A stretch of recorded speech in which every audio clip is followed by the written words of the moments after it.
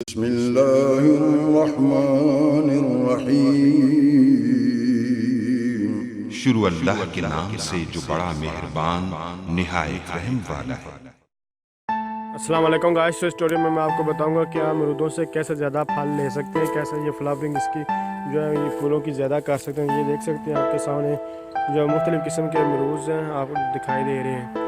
तो इन आके फ्लावरिंग वगैरह कैसे ज़्यादा कर सकते हैं, इस ट्यूटोरियल में मैं आपको यही बताने वाला हूँ। तो इनके बारे में बताने में आपको एक मिसाल लेके चलूँगा जो रियल लाइफ में आपको जिससे समझ भी इसकी अच्छी तरह से आ जाए। जैसे कि गायें और भैंस होती है, गायें और भैंस का अगर हिसाब लगाया जाए तो उसका क्या होता है कि अच्छी नस्ल की जो होती हैं गाय भैंस वो अच्छा दूध देती हैं, लेकिन उसके साथ साथ उनकी अगर देखभाल भी करें, अगर उनको वंडा वगैरह डाला जाए तो उससे ज़्यादा वो दूध देती हैं।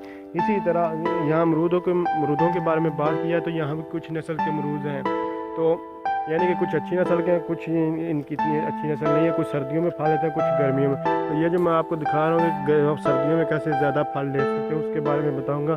तो उसके लिए आपको जस्ट क्या करना होगा कि एक तो आपको इनके ये देख सकते हैं इस तरह गुडाई करनी होगी, गोडी जिसे कहते हैं, आपने गोडी करनी है। और दूसरा इसको जो है गोबर डालना। गोबर जो है वो नया नहीं डालना, बल्कि कौन सा गोबर है जो पुराना जो काफ़ी तकरीबन 1 साल से पड़ा वो डालना। यहाँ फिर आप जो है इसके लिए खादों का इस्तेमाल, ये सारी डिटेल मैं आपको बाद में बताऊँगा। फिलहाल मैं इसमें जो ट्यूटोरियल में बताने वाला हूँ वो आपको एक चीज़ दिखाऊँगा कि आपको क्या करना होगा कि ज़्यादा सर्दियों में ज़्यादा फल लेने के लिए, जैसे कि गर्मियों के फल ऑटोमेटिकली बहुत ज़्यादा होती है कि जहाँ यानी कि दिसंबर के महीने में 2 माह होते हैं जो यानी कि सर्दियाँ ख़त्म होने के बाद उसमें पतझड़ का जो मंथ आते हैं तो उसमें जो पत्ते हैं वो ऑटोमेटिकली झड़ जाते हैं और जिसकी वजह से ज़्यादा फल।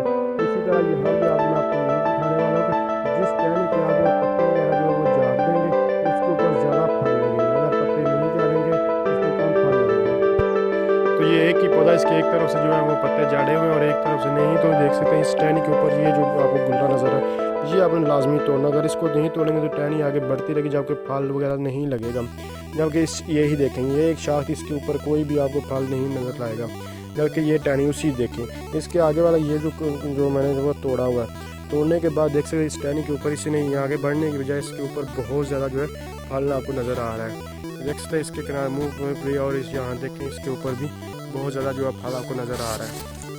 इसी तरह अगर इस टहनी को देखें तो इसके ऊपर बिल्कुल ही फल ही नहीं, तो इसको कैसे झाड़ सकते हैं उसके लिए एक से यहाँ से झाड़ा हुआ कोई फ़ायदा नहीं हुआ। यहाँ से इसको आगे से झाड़ने से ये फ़ायदा होगा, यानी कि यहाँ से इसको ऐसे पकड़ें, ऐसे बैक की साइड यहाँ ऐसे पकड़ें अपने हाथ से और इसको ऐसे बैक को देखें तो ये सारे के सारे जो पत्थर एकदम से जा जाता है वही आगे बिल्कुल ऐसे आप निकाल देना। इस तरह टहनी से करेंगे गर्मियों के फल में।